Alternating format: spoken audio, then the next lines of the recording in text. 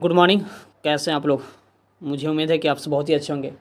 तो चलिए मैं आज आपके लिए फिर क्लास 10th एनसीईआरटी बुक का अगला क्वेश्चन लेकर के उपस्थित हूँ। एक्सरसाइज प्रश्नावली 3.4 तक जो है मैं पढ़ा दिया था। अब मैं 3.4 के बाद 3.5 लेकर के उपस्थित हूँ। 3.4 का लास्ट क्वेश्चन जो है वो लास्ट क्वेश्चन आपके लिए होमवर्क है, तो आप उसको कर लेंगे, ठीक है। और करने के बाद जो है उसे अच्छे तरीके से जो है उसको किस तरीके से सॉल्व करना है वो आप जो है सीख लेंगे, ठीक है। तो इस तरीके से जो है आपको आपके लिए जो है वो होमवर्क होगा, आप उसे अच्छे तरीके से होमवर्क के रूप में लेंगे।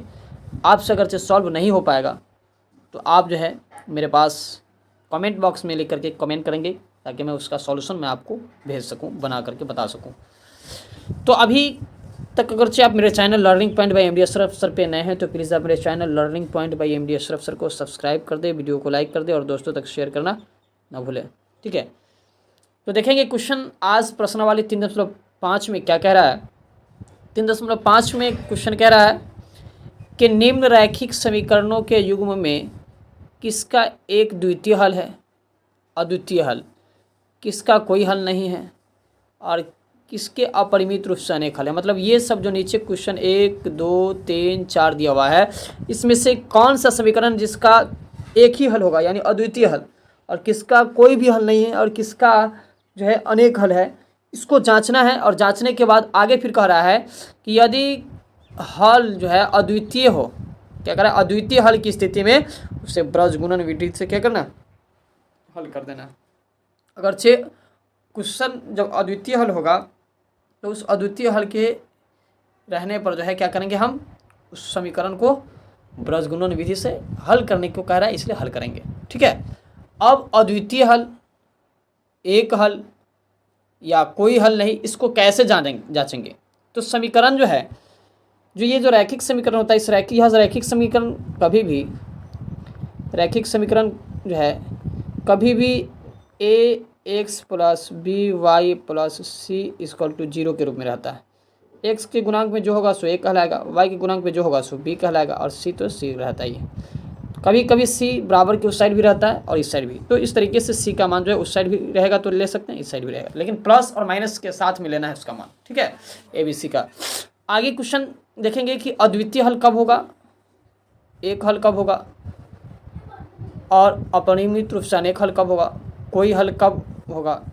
तो इस तरीके से क्वेश्चन को देखेंगे। देखिए, अद्वितीय हल, एक हल और अनेक हल के लिए प्रतिच्छेदी, संपाती, समांतर रेखा कब होता है, कैसे होता है, उसके बारे में पूरे डिटेल से जो है आपको वीडियो के ज़रिए मैं बता चुका हूँ। इसी एक्सरसाइज 3 जो है 1 2 या 3 में जो है आप जाकर के वीडियो के प्लेलिस्ट में देख सकते हैं। तो देखेंगे इसमें कह रहा है कि जब A1 A2 B1 B2 आपस में बराबर नहीं रहेगा, ठीक है, यानी दोनों युग्म समीकरण क्या A1 A2 B1 B2 आपस में बराबर नहीं रहेगा, तो उस रेखा को प्रतिच्छेदी रेखा, और उस हल को हम केवल एक हल के नाम से जानते हैं, यानी अद्वितीय हल के नाम से।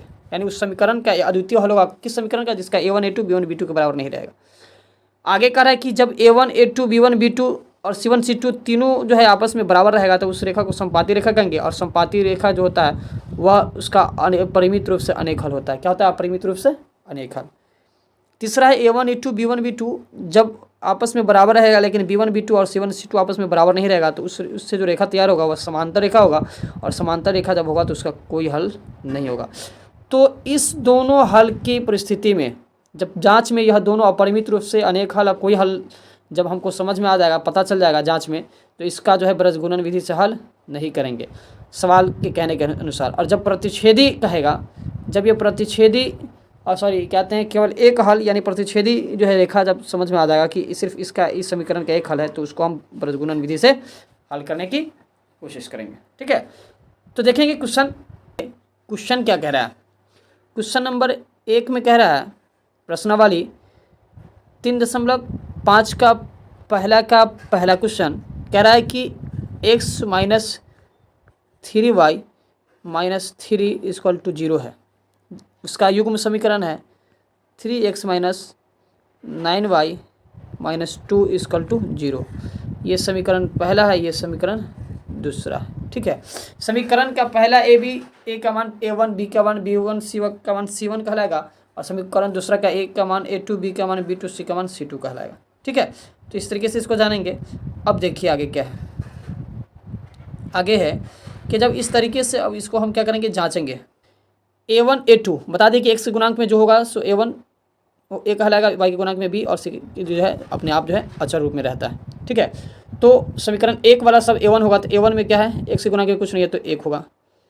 A2 में x के गुणांक में 3 है तो क्या हो जाएगा 3, A2 3 हो गया। B1 x के गुणांक में -3 है तो हो जाएगा -3, जो है समीकरण 2 में B2 है -9 तो -9 इक्वल टू C में -3 बटा -2 C2। तो इस तरीके से है।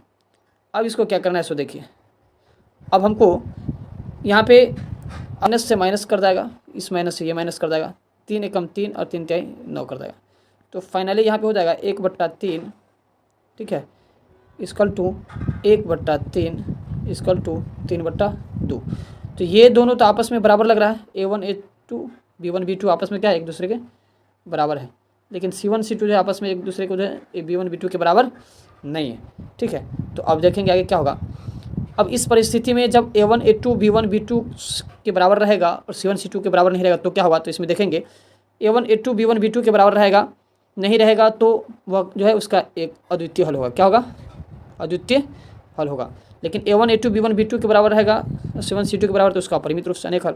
A1 A2 B1 B2 के बराबर रहेगा लेकिन C1 C2 के बराबर नहीं रहेगा तो उसका कोई हल नहीं होगा। तो इस समीकरण का भी कोई हल नहीं होगा। कैसे लिखेंगे, इसलिए कि A1 क्या लिखेंगे, A1 A2 B1 B2 equal to C1 C2, यानी A1 A2 B1 B2 के बराबर है लेकिन C1 C2 के बराबर नहीं है, इसलिए इस समीकरण का कोई हल नहीं है। ठीक है, ये दोनों आपस में बराबर है लेकिन यह बराबर नहीं है, इसीलिए इसको लिख देंगे कि जो है बराबर को काट देंगे, और तब इसमें लिखेंगे कि इस समीकरण का, लिखेंगे इस समीकरण का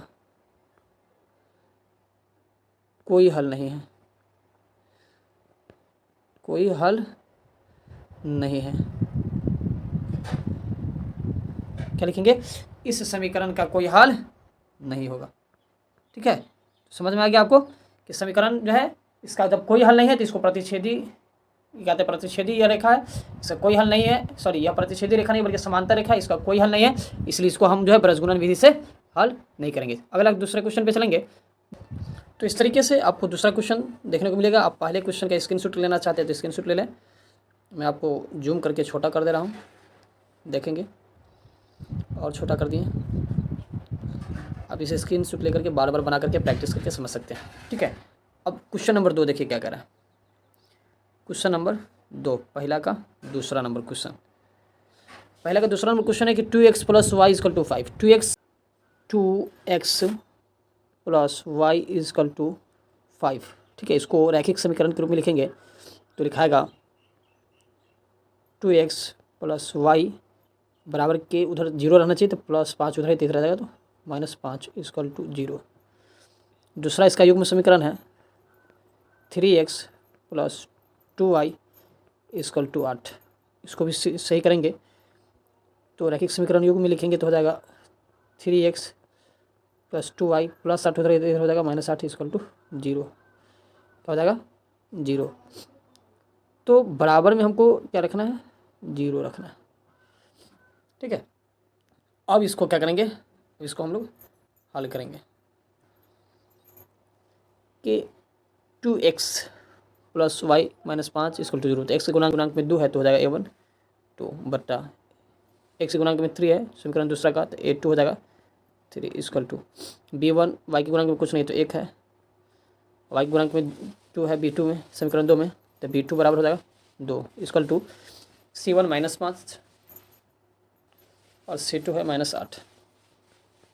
समीकरण पहला का A B C सब A1 B1 C1 कहलाएगा, समीकरण दूसरा का A B C सब A2 B2 C2 कहलाएगा। तो अब देखेंगे यहाँ पे माइनस से माइनस कर देगा।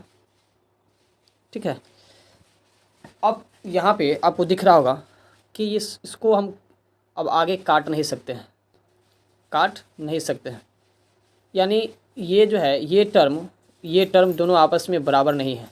जब A1 A2 के ही बराबर नहीं है तो उसका क्या होगा, जब A1 A2 के बराबर ही नहीं है लिखेंगे A1 A2 B1 B2 C1 C2। A1 A2 B1 B2 के बराबर नहीं है, तो जब बराबर नहीं है तो जब पहला ही टर्म बराबर नहीं होता है तो समीकरण क्या हो जाएगा, उसका अद्वितीय हल होगा। क्या होगा, उसका अद्वितीय हल होगा। इसलिए लिखेंगे कि इस समीकरण का, क्योंकि यह जो है A1 A2 वाला दोनों आपस में बराबर नहीं है, लिखेंगे समीकरण का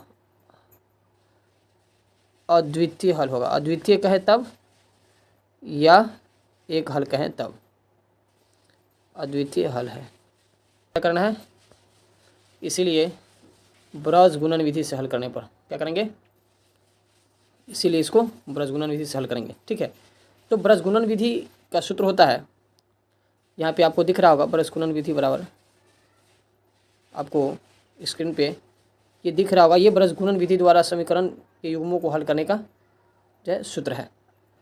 तो लिखेंगे ब्रज गुणन विधि द्वारा हल करने पर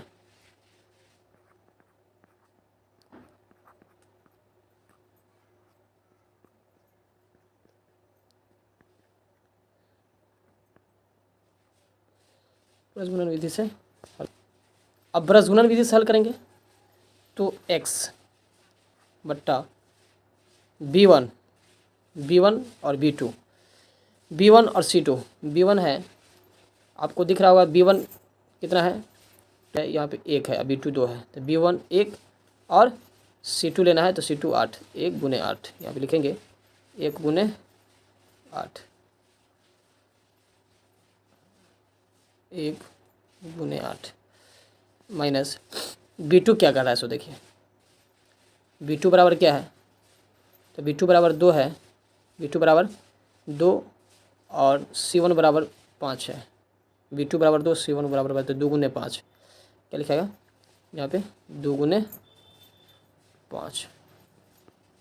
ठीक है, इक्वल टू अब लिखना है y, क्या लिखना है y बट्टा C1 इंटू A2, C1 और A2 का मान, C1 5 है, A2 3 है, तो 5 गुने 3, अब वो भी 5 माइनस में है, 5 माइनस में है, आपको दिख रहा होगा ये माइनस में 5 है, C1 और A2 लेना है तो A2 हो जाए क्या आते हैं 2, तो माइनस 5 गुने 2, इसमें लिखेंगे माइनस 5 गुने 2, माइनस 5 गुने 2 माइनस, आगे है C2 A1, C2 और A1 का मान होना चाहिए।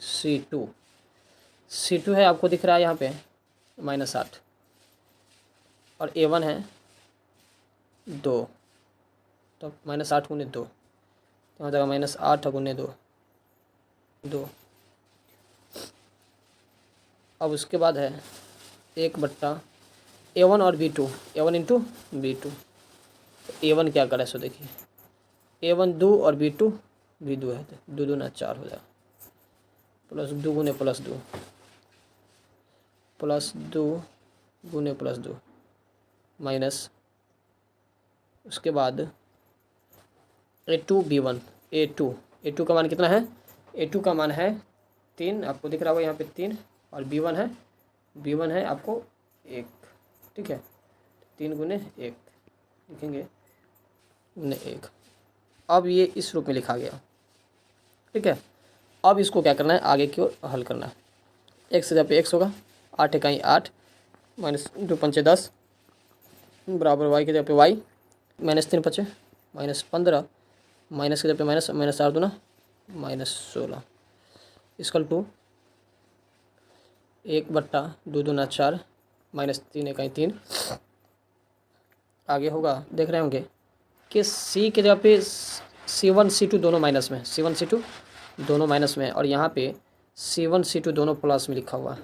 ठीक है, इसलिए यहाँ पे C1 भी माइनस में होगा, C2 भी माइनस में होगा, तो -8 माइनस गुने माइनस, -5 गुने -10 +10 हो जाएगा। ठीक है, इसलिए +10 में से 8 घटेगा तो बचेगा +2। ठीक है, अब इसको देखेंगे। हमको यहाँ पे आपको दिख रहा होगा x बट्टा +10 में से 8 कट गया तो बचेगा 2, y बट्टा +16 में से 15 कट जाएगा तो 1 बट्टा 1। इसीलिए x बराबर बट्टा में x के गुना बट्टा में 2 है तो इस x बराबर 2, y के बट्टा में 1 है तो y बराबर 2, x बराबर 2 और y बराबर 2 आएगा। तो इस तरीके से आप बृहस्पति विधि से किसी भी क्वेश्चन को हल कर सकते हैं आसान तरीके से। इस तरीके से जो है बना हुआ है, देखें ऊपर से यहाँ से अब ले लें, अब यहाँ से ले लें। तो अभी तक अगर से आप मेरे channel learning point by MD Ashraf sir पे नए थे तो अब मेरे चैनल को सब्सक्राइब करते, वीडियो को लाइक करते, दोस्तों तक शेयर करें। वीडियो को कोई भी वीडियो को आप जो है लास्ट तक देखें, बेल के आइकन को प्रेस करते ताकि मैं जो भी वीडियो बनाऊँ आप तक सबसे पहले पहुँच सके। धन्यवाद।